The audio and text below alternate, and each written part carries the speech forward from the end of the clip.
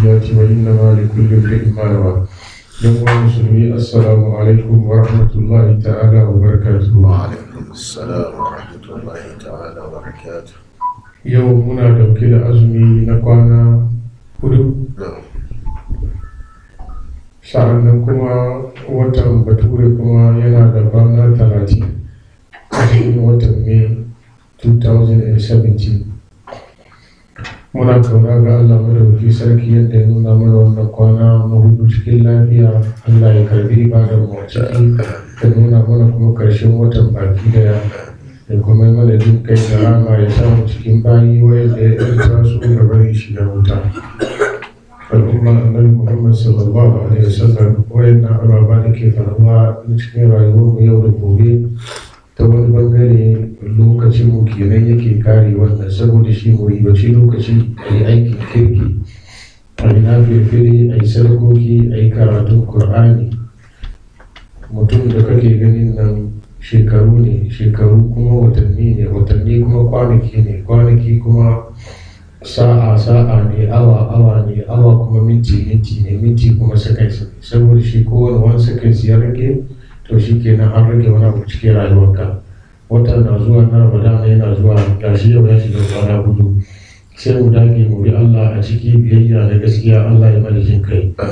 A jiya mun karanto a cikin ayoyin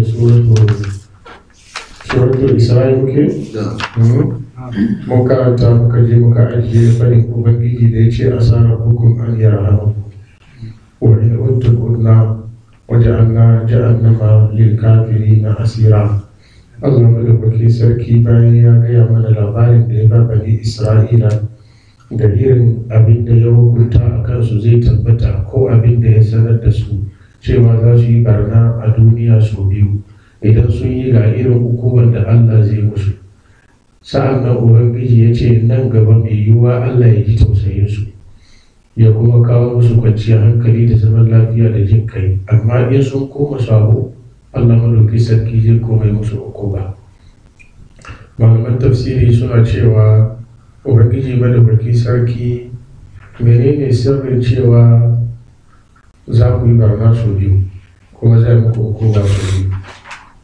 Saboda idan ya faru sau daya wa'azi ne, in baka ji ba aka dandana maka, ya sake faruwa na biyu shi ma wata samun wa'azi ne da baka ji ba aka dandana maka, to duk daga ranar kasan na uku ya zo ma an dandana, in ya sake zuwa ma an sake dandanawa.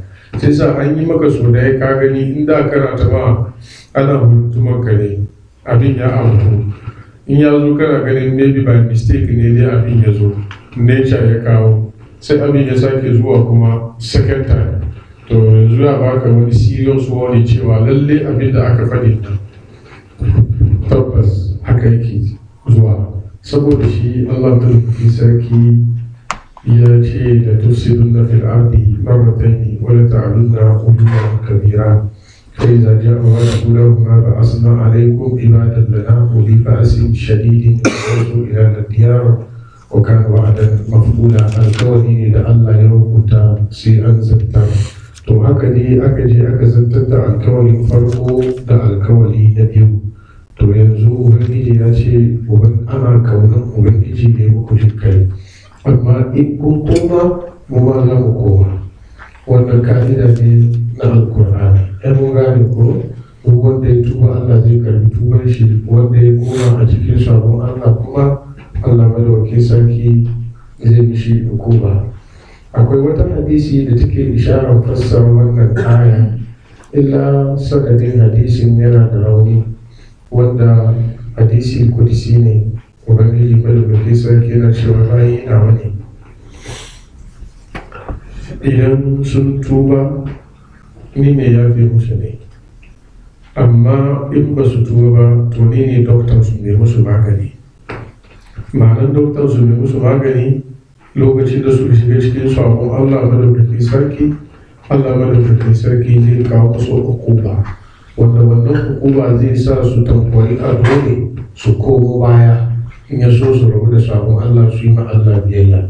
To duk mutumin da kaga ya shiga cikin wata hali na sanani, in mumini ne, in ma hali guda biyu, ko dai ya zama na Allah madaukakin sarki ya yi masa haka ne ukubatan akan wani laifi da ya aikata, ko kuma ya mishi jarabta ne don a ɗaukaka darajar shi da shi ranar tashin kiyama. Sai sa ba kowane musiba ne zai same ka ya zama na laifi ne sababin zuwan shi ba. Kun lura ko? To amma su wannan an tabbatar musu zunubi su shine sababin kawo musu wannan hukuma. Lakin su mu'mini su suna da wata ka'ida ta musamman. Don haka za ka samu cikin annabawa wani su za su rashin lafiya. Speaking ga gudana wasu na kuyi kuma kan ai wani ciki ne ke yin wannan.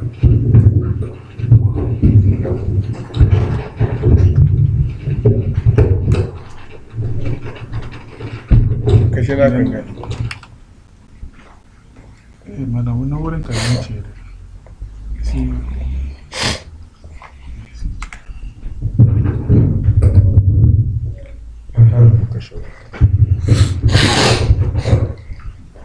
Shi mu'mini shi yana da nashi ka'ida ta musamman wanda ubangiji kan jarabta da bala'i don ya samu daraja ranar tashin kiyama. Saboda shi annabawa ba su laifi amma kaga sun rashin lafiya, ba su laifi su je wurin yaki a ji musu ciwo, ba su laifi a samu a kashe su.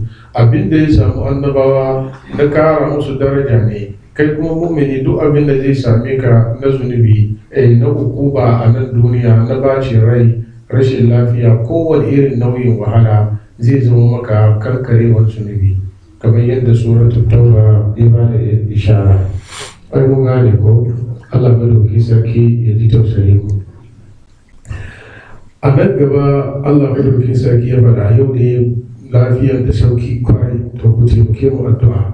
Nan ga Allah ya ce wa in uttum udna waje Allah jahannama lil kafirin hasira, mun mai da wutar jahannama ya zama gidan kurkuku lil kafirin daga kafirai. Wannan abin da ake magana a cikin lugar larabci akan ce an zo da ismu zahir maudi ad-damir, domin wanda ake magana da su an san su in ahsantum li anfusikum. Da shi a ce waje Allah jahannama lil kafirin ne ko ya zama lil kafirin sai zama mai lakum, kai ka gane ko in ko mutum sai kan kafirci. To lakin idan aka share sunan damiri aka zo da sunan jinsi, sai ya nuna jahannaman nan ba na su kadai ne za su koma ba, duk wanda shi ma kafiri ne in ya mutu makoman shi.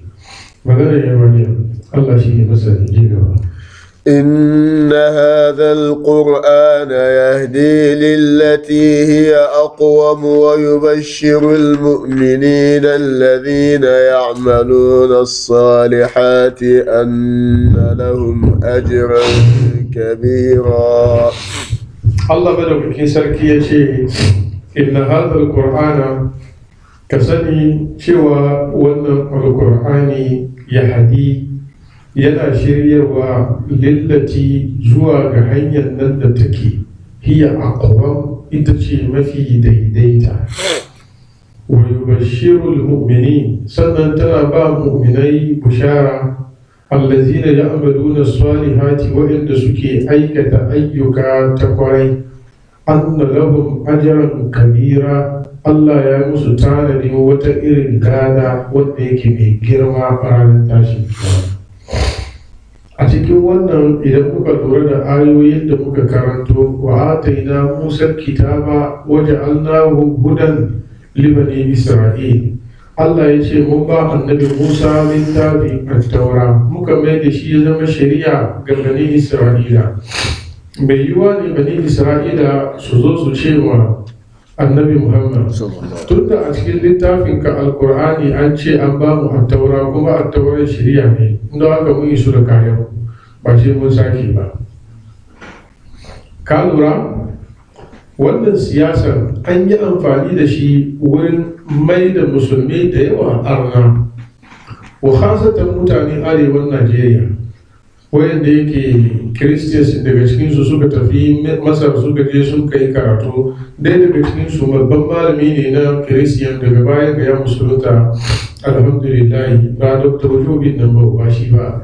Akwai wani malami shi wanda Bahaushe ne sassansa, mutumin Bauchi ne asalin shi, Hausa yake karkar da ya musulunta. Sun yi amfani da irin wannan dama kwarai da gaske sai su zo kuma sun zo ba su cewa za su yi wazi da bible kuma suka zo suna sauka gidan limamin kauyen ku ne kuma su ce za su yi wazi ne da attaura da injila kuma Allah yana cewa ya alal kitabi lastum ala shay'in hatta tuqimu taurata wal injil ba za ku taɓa zama wa wani abu ba face kun yi riko da attaura da injila a cikin qur'ani to yanzu abinda Allah ya ce in rike wani ya ce mini in sake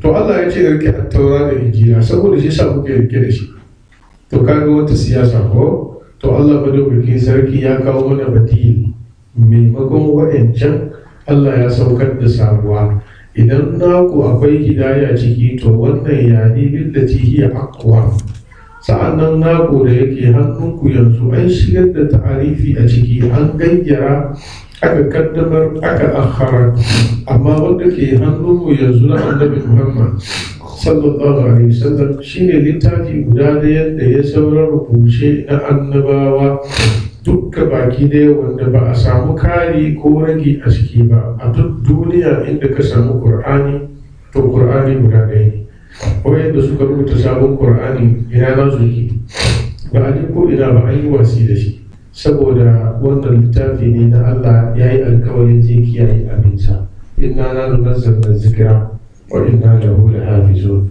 idan kuna ganin cewa a tauran ku akwai shari'a to Allah ya kawo muku abin da ya fi shari'a na at-taura inna hazal qur'ana yahdi lillati hiya aqwam kalman aqwam harfu tafdil ne na qawi abin da yake qawi shine mai kakke daidai aqwam wanda ya fi mikewa mun lura ko idan kuna ganin a cikin naku akwai shari'a to Qur'ani shine mafi shiryarwa to don haka dubbin hankali sai ya riko da abin da ya fi shiryarwa akan abin da zallansa shari'a ne wanda a cikinta kuma kasancewarta shari'a a lokacin zamanin annabin su ne annabi Musa alaihi salatu wassalam Allah ya sake hukunce-hukuncen attaura da aiko annabi Isa alaihi salatu wassalam ya ba shi injila Isa ya yi ta'arifi cewa hukuncin attaura da yawa an shafe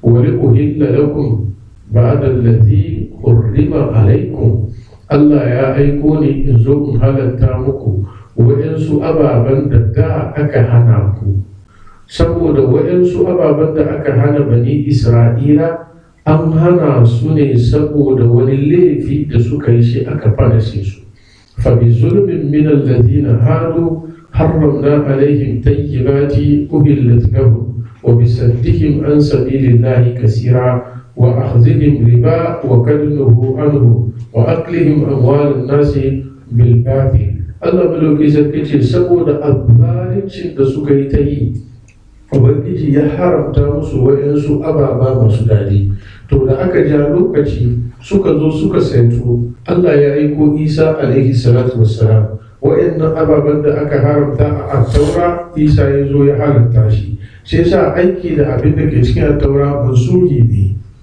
mu gane magana tun da injila ya zo na annabi Isa alaihi salatu wassalam to bayan injila kuma Allah ya zo da Qur'ani sai yasa duk abin da ke cikin injila wanda Qur'ani ya zo ya tabbatar ya bar shi a haka to za a yi aiki da shi wanda Qur'ani ya kauce mishi to za a ajiye a bi Qur'ani domin inna hadha Qur'ana yahdi kalmar hidaya shine abin da ke nuna maka hanyar da za ka shiga ka kai manufa mun lura ko shine kalmar hidaya lakin annan ga Allah ya dangana hidaya zuwa ga Qur'ani cewa Qur'ani yana shiryarwa domin shi ne zai nuna maka in ka bi nan ranar tashin kiyama za ka samu sira in ba ka bi nan ba kiyama za ka koma a cikin hukuma sai sa yin aiki da shi to ka samu shirya ala sabilin misali kamar road map yanzu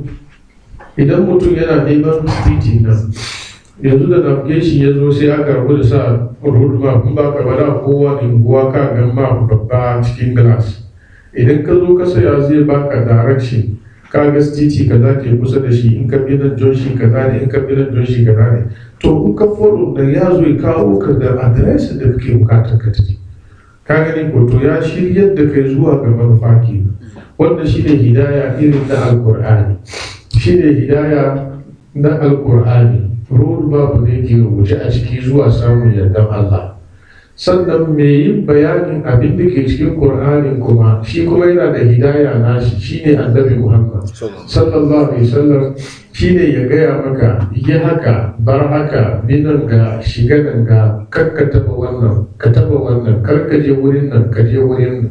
Shi na bayani ne.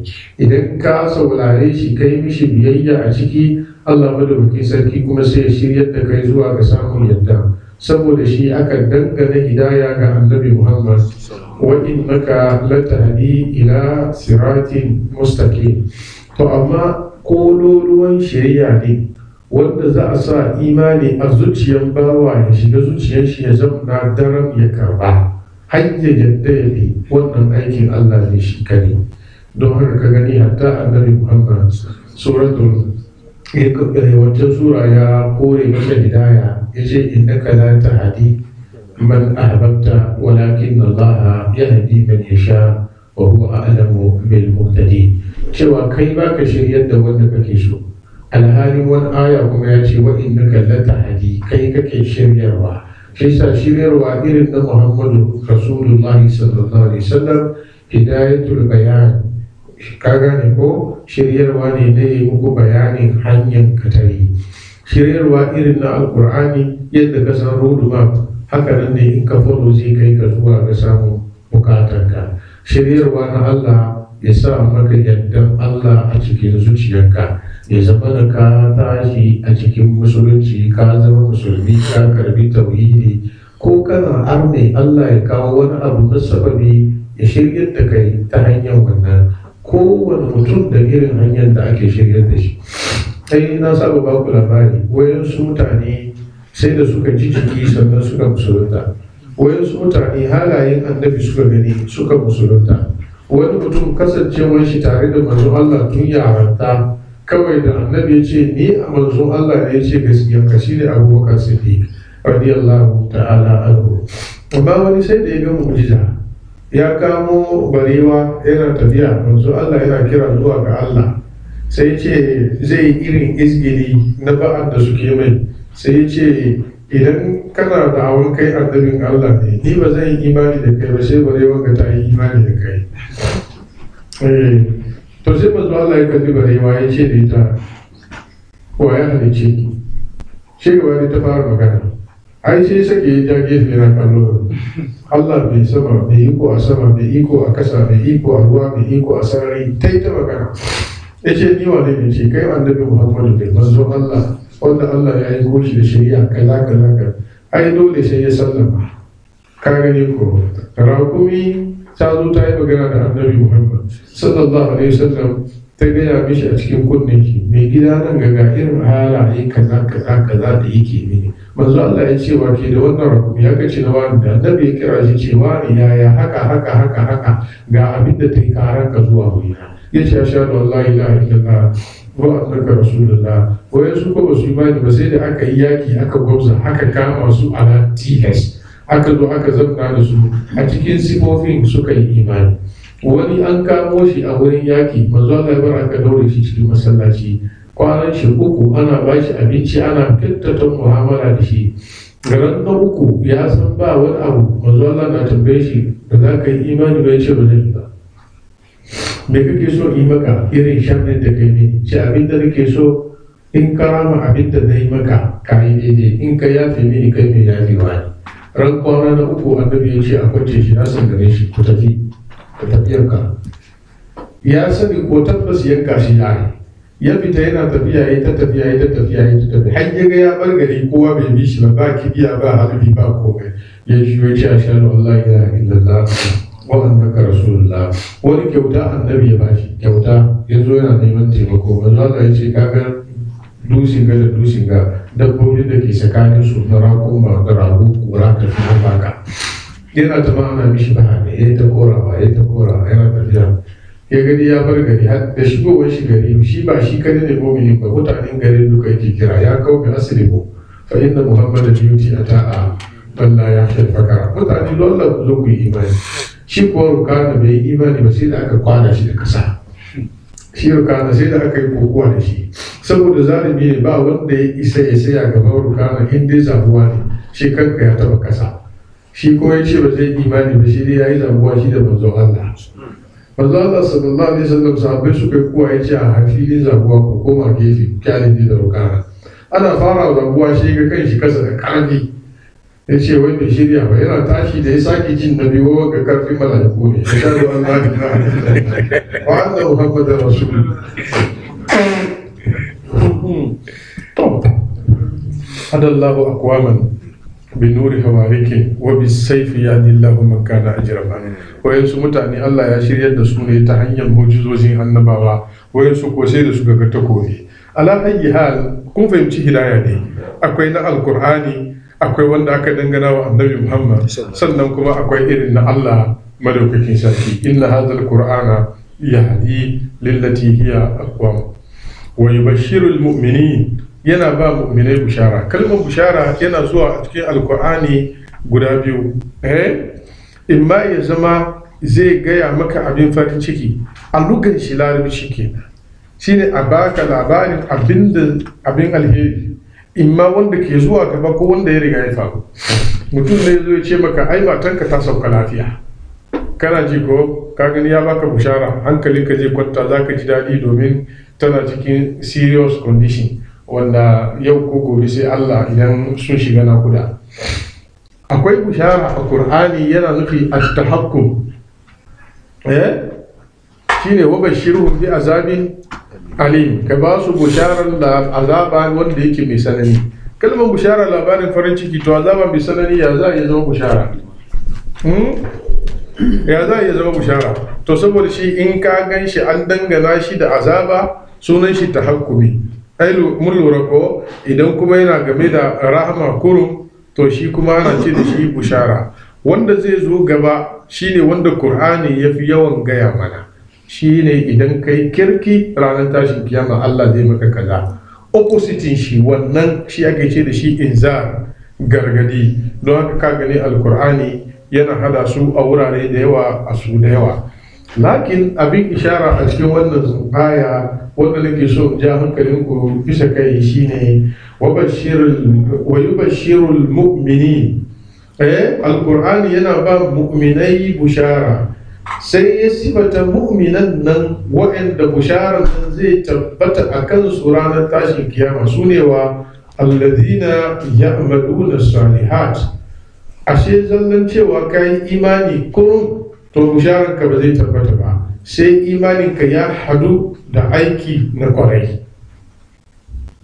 kun lura da magana wato mutum ya samu sira ranar tashin kiyama inji Sheikh Abdulkadir Jilani wai mutum bai da amfani a duniya sai in yayi imani da Allah imani shi da Allah ba zai amfane shi ba sai in yayi aikin kirki aikin kirkin ba zai yiwu ta zama na kirkin ba sai in yayi koyi da annabi Muhammad sallallahu alaihi wasallam da imani da aikin kirki da koyi da manzo Allah ba ta da amfani yace sai in kai ikhlasi a lokacin da zaka yi aiki ka yi ne don neman yardar Allah madaukakin sarki lokacin yake cika aikin kirki isa duk lokacin da kaji an ce an yi aikin kirki to aune da ya gama sharuɗa guda biyu yin abin da aka sa ka irin yadda manzon Allah ya koyar tare da ikhlasi a cikin zuciya saboda Allah wannan kuma ba zai yiwu ba sai ka yarda dama akwai Allah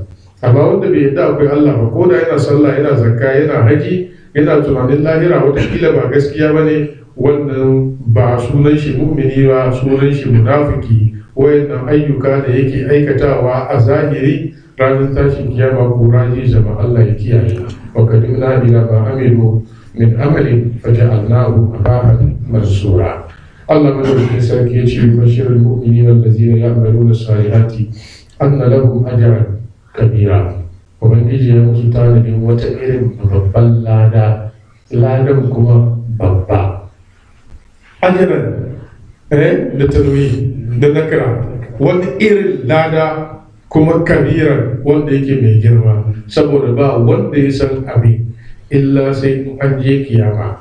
Babba daga cikin abin da za a baka ko kaɗan daga cikin abin da za a ba mumini ɗan kaɗan shine za a shigar da shi aljanna. Aljannan mutum guda kuwa ardu haka ardi samawati wal ardi, fadin shi kamar fadin sama da ƙasa, shine aljannan mutum guda. Wani da ya ji wannan magana ya ce mamaki, idan aljanna kare ya kai sama da ƙasa, inda ya kai ba wuta, don duniya ya sama da ƙasa ne na wuta ya ina wuta yake. Malamai suka ce yanzu mamaki yadda kasan dare ya zo ina rana yake. In dare ya zo ina rana yake, in rana ya zo kuma ina dare yake, duk ba a cikin lokaci guda suke ba. To duk wanda bai samu ba a same shi a nan ba, an same shi a can. Allah ne ya kiyaye. Idan aka sa ka aljanna akwai lada wanda yake mai girma, fiha ma la aynu ra'at wala uzunu sami'at wala khatara ala kalbi basharin kat. Za ka samu dama ka ga Allah da idon ka kuru. Subhanallah. To Allah ya samu kai shi. Mutawakkil yana kallo mu, amma su yanzu akida su mutawakkil ba ganin Allah ko lahira. Sai hankali ne kar su zo su ba su gan shi ba. Kalla innahum an rabbihim yawma idhin lamahjubun. Allah ya shige gaba. وأن الذين لا يؤمنون بالآخرة أعتدنا لهم عذابا أليما. كائن القرآن يقول وأن الذين لا يؤمنون بالآخرة أما كان وإن بسوء إيماني درانا تاشين كياما با أنا كيران رانا تاشين كياما رانا كرشي سبو لإتشي كرشين دنيا معنى آخرة كينا كرشي. أعتدنا لهم ميمس وتئر تالدين عذابا وتئر عذابا عليما ميسلن زافي الله يكيانيهم. wannan ya zo ne mushakala na ba da bushara wa mu'minai cewa suna da babban lada, amma waɗanda ba su yi imani da lahira ba su kuma musu tanadin azaba mai sanyi. To yanzu idan mutum ya yarda da Allah amma bai yarda akwai lahira ba, shi ma za mai azaba ko ba za yi ba? Ya yarda da Allah ko yana aikin kirki, ya yi sallah ya yi zakka ya yi haji amma bai yarda akwai lahira ba, ya mutu, ina ne makomar shi? Yana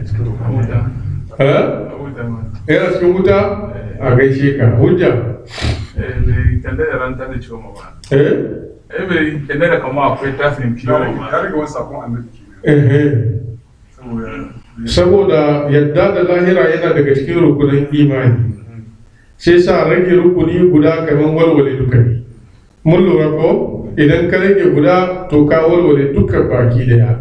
Sabanin masu amfani da hankalinsu shi yana ganin yawa ya za a yi duniya ya tashi. Duniyar da aka fara da mutum guda, Adamu da Hawwa, kwana biyu suka zo suka zama 40, aka zo suka zama kaza, yanzu mun zama miliyon kaza, koyaushe duniya miliyon kaza suke kara, ana mutuwa ana rayuwa. A kuma cewa wata rana ta zo karshe, to wannan karshe kan shi ya ganta. To duk wanda bai yarda da akwai lahira tabbas ba a zuciyar shi, to imani shi da Allah ba zai amfani shi ba. Saboda wannan imani suna haɗe ne, dole ne ka yadda da duka. Idan ka walwale guda to Allah kuma ya walwale maka saura. Shi ubangiji bai karban rani. Afatu'minuna bi ba'dil kitabi wa takfuruna bi ba'd. Fama jazaa'u man yaf'alu zalika illa khizyun fil hayati dunya wa yawmal qiyamati fa yurduna ila ashaddil azab. Sai sa a lokacin da aka ce abu kaza dole ne ka karba, in ka yadda da wani baka yadda da wani ba, ranar tashin kiyama ba zai amfane ka ba. Magana yayi wani Allah madauki sarki shine masani. Mai adwa'ul bayan Sheikh Muhammad al-Amin al-Shankiti ya ja nufashi kwarai cikin wannan aya karkashin inna hadal qur'ani yati lillati hiya aqwam. Yace al-aqwam mafi girman abinda Qur'ani ke shiryar da mutane su gane shine su gane Allah. Fa'alam annahu la ilaha illallah. Yace dole ka san Allah sani na hakika. Allah madaukakin sarki yana da hanya na shiryar da mutane daban-daban. Daga cikinsu shi ne jibillar da ya halicci bashariya da shi. Da za ka tara mutane ko ba musulmi ba ka ce musu waye sama waye kasa, ko kafiran dama da aka tambaye su wala in sa'altahum man halaka as-samawati wal ard jawabin su bai nasu ne la yaquluna Allah amma ba su yarda da annabi Muhammadu ba amma kuma sun yi ikrarin Allah ya yi sama da kasa amma wannan bai amfane su da komai ba ya kai su wutan jahannama Allah ne ya kiyaye mu ci gaba saboda yau mun fara karatu ne ina so mu dan ja suran kadan ويدعو الإنسان بالشر دعاءه بالخير وكان الإنسان عجولا ويدعو الإنسان بالشر dan adam mutum yana kira sharri du'a'ahu bil hayri irin kiransa wa alheri wa kana al-insanu kasani mutum ya kasance a jula mutum ne mai son gaggawa. Malam abin nasa bai kafa yamshi irin shi wannan karatu idan aka yi tafsiri irin na tafsirin yadda si ne inda take karewa ke ko ba haka nan ba su al-qur'aniyun irin wannan ne karatu su sai sa ba za su fahimci komai ba dole ya ce mai haila ta yi sallah ko ba haka nan ba zai gane komai ba wai da aka masa mishi aka ce to ai ba ta da sarki kuma sallah ba a yi ba sarki ya ce wai aila ba rashin sarki ba ne aila ciwo ne ko ruwa Allah ya ce kaji ko sai ya yi shaida da ayan al-Qur'ani kisan sahabi annabi wannan da kwarkwata yana mai shi din da aka zo da shi manzo Allah sallallahu alaihi wasallam al-Qur'ani ce faman kana minkum maridan aw bihi azan min rasihi shi sa ga kuma ayan da ke cewa wa yas'alunaka anil mahidi qul huwa azan ce azan fi rasihi azan fil mahidi kaji shi sa shi wancan rashin lafiya ne don kwarkwata ai ciwo ne shi sa wannan kuma ciwo ne in mutum bai da lafiya kuwa taimama yake yi sallah shi sa mace mai haila ta yi taimama ne ta sallah abin da ya sa ka gani kwanakin ga na damu da gaya muku lukogin Kur'ani da ko'ina ke saboda idan kana wasa da irin wannan sai a sake maka darashi a dauki hankalinka a jiya kamin ka farga musuluncin gaba ne ka manta su al-Qur'ani yuna fa da aka zo aka masa musu ma yanzu sun kai wayan su ma sun bar sallah amma abin ya fara da haka yake farawa in ka zo ka ce mishi sallah azhar ya nuna maka inda Qur'ani raka'a hudu ne to kaga ba zai samu ba sai ka ji ya ce to dama an ce a yi sallah ne ba a faɗa adadin rakoyin ba domin zai faɗi raka'a hudu shi dai an zo cikin hadisi to shi ko bai yarda da hadisi ba zai ce to dama an ce a yi sallah ne ba a faɗa adadin rakoyin ba kawai shi kenan ka yi ta fara sallanka magana ya kare to ka zo ka ce mina aka ambaci azhar la'asar magharba nisha no sallah ma guda hudu kawai aka ambace a kimi salata da duluki shamsi ila ghasaqil layli wa qur'an al-fajr inna qur'an al-fajr kana mashhuda shikenan wannan wurare guda uku ne kuru duluki shamsi ghasaqil layli qur'an al-fajr magana da kare malan kamar zuwa farga wayan su zo su bar sallah Allah da baki sarki ya kiyaye shi bai san kalmar hazan qur'ani yana zuwa da ma'anar ciwo kuma a cikin shirmen shi cikin kaset sai dai karanto wata ayar suratul azabi innal ladzina yuzuna allaha wa rasulahu to ka gani idan zaka fara sarai zaki ko ina da cuta innal ladzina yuzuna allaha wa rasulahu ka ce masu saba Allah da annabi ciwo kenan tunda kowane azan wurin ka cuta ne la takunu kal ladzina azaw musa kalmar azan yana zuwa da ma'anar zaki ba kowace ne yake zuwa da ma'anar cuta ba kowace yake zuwa da ma'anar ciwo ba mun lura da kyau Allah ne yake tausayi mu muna zuwa a wayannan wurare za ku zo ku gani a nan ga malaman tafsiri sun ce a wurin irabin wa yadul insanu bi sharri du'a'ahu bil hayri a cikin sa akwai abin da ake ce da shi al-hazar ai wa yadul insanu bi sharri du'a'an misla du'a'ahu bil hayri dan adam zai rinka kiran wa kansa sharri a wani lokaci kamar yadda yake yawan yin addu'ar alheri yanzu magana ya yi waje wa kana al-insanu ajula saboda mutum ne mai son gaggawa shi mutum an halice shi ne da son gaggawa yaya ake yi mutum ya kira wa kanshi alheri maluma sun tattauna wannan magana daga cikin kira wa kanka alheri ne shi wani ne kowa ya san alheri ake roƙo Allah ya bayi shi to amma ya ake yi mutum ya kira wa kansa sharri alhamdulillah ta hanyar kira wa kai sharri shine mutum a wani lokaci akan abin da yake da gaskiya sai ya je ya rasi ya ce wallahi in ba haka ba Allah ya halaka yana yi wa gaskiyar kannan zato ne a hakika ne sha ne ba haka ba ne cewar ka Allah ya halaka ka kai wa kanka wani ka kira wa kanka sha da yake na biyu ɗan da mai shi ya haifa yana musu mugun addu'a wani ne Allah ya fitar wani ne jira wani ne Allah ya sini yana kira wa kansa sha domin ƴaƴan da ka haifa idan sun yi kirki rabon wurin wa yake tohawa idan sun lalace wa ke jin zafi wa ke shan wahala to haka kowane irin nauyi don haka ake bukatar harshen mutum ya saba faɗin alheri don haka annabi Muhammad sallallahu alaihi wasallam ya riga ya yi mana kariya da harshe ya ce wanda duka ya yi imani da Allah in ya bude baki fal yakul khairan aw liyasmut sai sa ko da yaron ka ne ya bata maka rai bakin ka in ya bude ka ce Allah ya shirye ka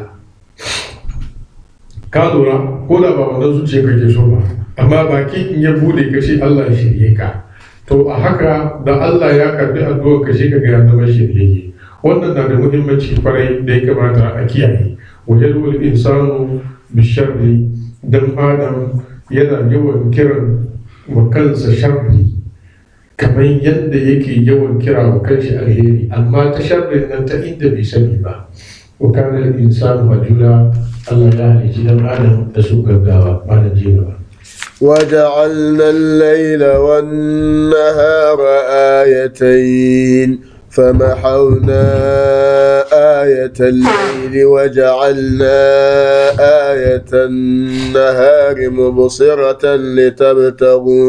لتبتغوا فضلا من ربكم ولتعلموا عدد السنين والحساب وكل شيء فصلناه تفصيلا Allah madaukakin sarki ya ce waje annan laila wannan hara ayatai mun su Allah madaukakin sarki mun sanya dare da wuni ya zamo aya guda biyu wannan aya ayatul lahi wa rabbi ayatul lahi wa rabbi mun ce ayoyin Allah guda uku ne a Qur'ani wani da wani muka bari vice rabbi tinji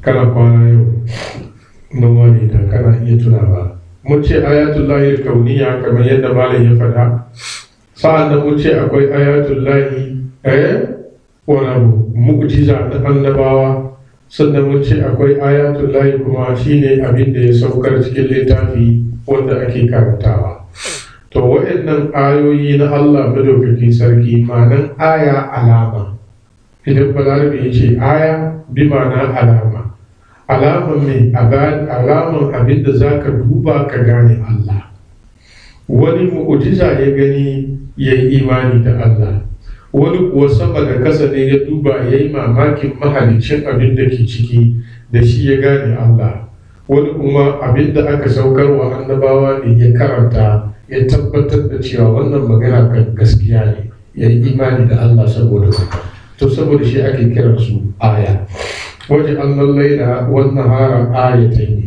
mun mai da dare da wuni suka zamo ayoyi guda biyu fama hauna ayatar dai amma sai muka shafe hasken nan da ke cikin dare ya zama duhu kurun waje Allah ayatar nahari musira muka bai da ayar lokacin wuni ya zama fili ne abinda ake gani litabtagu fadlan min rabbikum mun yi haka ne saboda ku nemi falala daga ubangijinku wa lita'lamu adada sinina ku kuma iya sanin adadin lissafin shekaru, wal hisab ku kuma sanin lissafi na kididdiga na yau da gobe. Wa kullu shay'in komai da kuka ganin nan fassalnahu mun fayyace shi daki tafsirar fayyacewa wanda kowa zai iya fahimtar abinda ake faɗi da yadda ake ganewa. Duk inda ka ga wani aya a wani wuri dunkule to an zo wani wuri aka yi bayani shi tafsirar aka fahimci me ake nufi. A cikin wannan aya Allah madaukakin sarki ya yi mana isharar cewa dare da rana alama ne na gane Allah madaukakin sarki. Lakin a wurin dare Allah ya ce mahauna, kalman almahawu shine shafewa. Da Ubangiji ya dauke hasken wata ya rage mishi karfi bai kai na rana ba, idan dare ya zo ko da wata na nan akwai duhu. Amma lokacin wuni Allah ya bayyanar da hasken rana ya saya yana kyalkyalinsa da karfi, saboda shi yasa in rana ya riga ya bayyana lokacin wuni duk wani abin da ake ce ma duhu kuma baya. Kasancewan Ubangiji ya yi mana wannan ishara ne da zai ba mu dama mu iya lissafin kwanaki. Da Allah ya bari rana ne kawai 24 hours ba wani lokacin da zai zama dare, yaya za ka gane cewa yau ya kare an shiga gobe? Kun lura? Amma kasancewa ka kawaye gari da safe ana nan lokaci na sakewa, rana na move har ya zo ya yi kamar ya bace, sannu ya zo ya bace ba shi nan sam, haske ta zo ta kare duhu ya zo, wannan ya tabbatar maka cewa yau ya yi mai ya kare. Saboda shi ana nan kuma an shiga duhu, ana cikin duhu ya zo ya duhu sanani, hasken alfijiri kuma ya fara kowa sannu ka zo ka ga kuma gari kuma ya waye, ya gwada maka dare jiya kuma shi kuma ya kare. Shi sa litani ya wuce an shigo talata. Don haka malaman tafsiri a nan ga suka ce waje Allah ayatan laili shi suka ce shine wata, wa ayatan nahari kuma suka ce shine wani abu rana. Domin kalmar laili shine dare, kalmar nahari ba rana ba shine wuni a Hausa. Mun lura? Mu she mu ce rana mu ce da rana, watakila muka ce da rana ana nufin lokacin wuni kenan, wannan an kara mishi da. Amma ka ce rana kurum kana isharar zuwa ga shams, fitilar nan da ke fitowa ya haskaka duniya lokacin da gari ya waye. Mun lura? To mahauna ayatul laili, ayan nan da ke cikin dare shine hasken nan da ke cikin wata, domin wata na da haske kwarai da gaske mai tsananin karfi. Amma Allah madaukakin sarki sai ya sa mishi wata shamaki ta musamman wanda ya bar wannan hasken ta bata kai na rana ba. Da ya bar hasken wata ya zama irin hasken rana ne, to da baka ganin duhu a cikin dare, don duka lokacin za ka rika ganin haske ne mai karfi tsakanin su baki daya. وجعلنا الليل والنهار آيتين فمحونا آية الليل وجعلنا آية النهار مبصرا. muka bai da ayan lokacin wuni ya zama ayan Allah a fili wanda kuna ganin komi gari ya fito waye. Kalmar mahau shi ne shafewa, kamar yadda ya fada a cikin karatun da muka wuce shekara 2 da ya wuce, yamhullahu ma ya shahu wa yusbit. Abinda ka rubuta idan ka zo ka goge shi a ce ka share shi. Mun lura da haka yanci wata tana da haske mai karfi, shi Allah ya sa mata hijabi ya tafiyar da wannan haske nan nata. Sa'an nan a kalmomin da ke cikin wannan akwai mubsira. Mubsira luga ce wanda take ba da ishara zuwa ga abin da ake gani, take ba da ishara zuwa ga masu ganin abin. Su duka yana yiwa su zama mubsira. Daga cikin ayoyin alkur'ani da suka yi ishara ga wannan fadin Allah, huwa allazi ja'ala lakum al-layla litaskunu fihi wan nahara mubsira. Allah madaukakin sarki shi ya sa muku dare, idan duhu ya shiga gajiya ya zo ku kwanta ku huta. Lokacin wuni kuma ya zama lokaci ne na haske da kuke ganin komai fili. Shi sa kalmar mubsira abinda kuke gani wani abu fili. Amma wa atayna samudan nakata mubsiratan fa zalamu biha. Kalmar mubsira Allah madaukakin sarki ce wa atayna samudan nakata mubsiratan. Mun ba mutanen samudu, mutanen annabi sala, taguwa mubsiratan. Yanzu ita taguwan ne mubsira, ba makauniya bane tana gani abinda ke nufi kenan. No, ita taguwar ayan Allah ne fili abinda su suke gani. Sai sa mubsira zai koma zuwa ga samudawa ne, ba zai koma zuwa ga taguwar ba. Kana ji da kyau. Idan ka ce mun ba samudawa taguwa, in ka fassara mubsira, taguwan tana gani, bi ma'ana tana gani ba makauniya ba ne. Kawo la irin taguwan da aka ba annabi sala, ayan Allah abin mamaki. Saboda me? Domin su suka nemi babban mu'jiza, ya tambaye su me suke so a yi musu. Sai aka ce ga wani babban kurman dutse bayan gari, ita ake so ta yi nishi ta haifi rakumi. In ba mutum da taurin kai ba, rakumi ai rakumi yake haihuwa. Me ya kawo dutse ta haifi rakumi? To saboda shi annabi sala da ya sallah ya roki Allah, ya roki sandan shi ya nuna ma dutse sai ta sagi. Suna ji suna gani ta yi nishi mai karfi, dutse ya fashe guda biyu sai ga taguwa ta fito ciki. Sai sa ayan Allah ne a fili suna gani, ba wai taguwan ne mai gani ba. Kun gane ma nan magana? Ba a ta yi saboda na ka tafi sira. A wani wuri Allah madauki sarki yana cewa falan ma ja'atuhum ayatina mubsiratan qalu hadha sihrun mubin. Yayin da ayoyinmu ya bayyana gare su suna ganin abin fili. Shi sa a cikin wannan waje annan laila wannan hara ayatai fa mahauna ayatan laili waje annan ayatan hari wani abu mubsiratan, abu ne da kuke gani a fili. Mai tabtabu fadlan min rabbikum. Da Allah ya bar duniya a cikin duhu ko da yaushe, to da shi mu'amala ya gagara, aiki yau da gobe gagara, ko lissafin kudi ba ya zama musiba. Don ko ina shi kowa ya samu babban torchlight da babban fitila ya rika a hannun shi tukuna. To amma sai ya kawo wuni, ya kawo hasken rana wanda kuna gani ku samu ku rika kai kawowa a tsakanin ku nemi falalan da Allah ya yarda a tsakanin ku. Walitalamu adada sini. Allah ya yi haka ne domin ku san lissafin shekaru. Kalmar sinin a wannan aya yana nufi shekaru, kamar yadda ya zo a cikin suratul Yusuf, falabisa fi sijini wani abu, falabisa fi sijini bid'a sinin, shi ne kalmar sinin. Kalmar sinin yana zuwa da ma'ana alkahat, larabci. Menene hausan shi? Fari, a kiyin alari, a yi shuka ya ki fitowa, wahala ya zo ya samu mutum mai tsanani, wanda manzo Allah ya fada a cikin hadisi ya yi ma mutanen Makka addu'a lokacin da suka sananta mishi, Allahumma ushdud alaihim sinina ka sinini Yusuf. Allah ka sananta musu shekarun yunwa irin na zamanin annabi Yusuf alaihi salatu wassalam. Al-Qur'ani ya zo da cewa wala kad ahazna ala fir'auna bis-sinina wa naksir min as-samarati. Kaji shi sa ba ka cewa mun kama mutanen fir'auna da shekaru fa.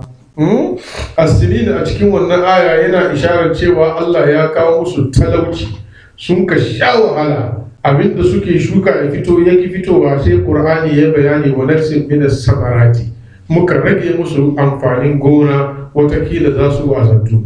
Shi sa sinin a Qur'ani yana zuwa da kalma da ma'ana guda nawa? Da ma'ana guda biyu. Imma ya zama shekaru irin wannan aya, ko kuma ya zama talauci a cikin wala kada azna ala fir'auna bisini. Irin shi na zuwa da yawa. Yau lafiyan bata ishi mutumin bakwai, saboda shi a hankali ne, a hankali sai a je a haka. Lokacin ma ya kwace ko? To a wannan wuri Allah madauki sarki ce litalamu adada sinina wal hisab. Haka kuma kalmar hisab shi ma yana zuwa alkur'ani da ma'anar lissafi, yana zuwa da alkur'ani da ma'anar hisabi ranar tashin kiyama akan abin da za a yi maka. A wannan wuri ya zo da ma'anar lissafi, ai mun gane ko. Sa'annan a wani wuri kuma yana zuwa da ma'anar warabu hisabi ranar tashin kiyama. Ulaika lahum nasibun mimma kasabu wallahu sari'ul hisab. Allah mai gaggawan hisabi ne. Wannan na ranar tashin kiyama kenan, wannan kuma na lissafi ne. Fakulu mimma amsakna alaikum wazkuru ismallahi alaihi wattaqullaha inna allaha sari'ul hisab wa yashawna rabbahum wa yakhafuna yawmal hisab. Idan ka ji yawmal hisabi, ranar da za a hisabi shine ranar tashin kiyama. Amma in ka gani a hisabu a wannan wuri yana nufi kidaya. To ubangiji ya mana dare da rana, ya kawo lokacin wuni, lokaci ne mai haske domin mu samu damar rayuwa, mu nemi falala daga ubangijinmu, kuma mu iya sanin lissafin shekaru. Shekara yana dauke da wata 12 ne, ai mun lura ko? Wata 12 kuma yana dauke da kowane wata daya kwana 30, kowane kwana daya yana daukan awa 24. Mun lura kowane awa daya yana daukan seconds nawa? Seconds 30 to 60 shi ke bada minti daya. To sanin wa'annan ababa bai yiwuwa sai dai akwai dare akwai rana. Litalamu adada sinina wal hisab wa kullu shay'in, komai da komai da kuka gani fassalnahu mun fayyace shi tafsilan fayyacewa wanda yake daki-daki.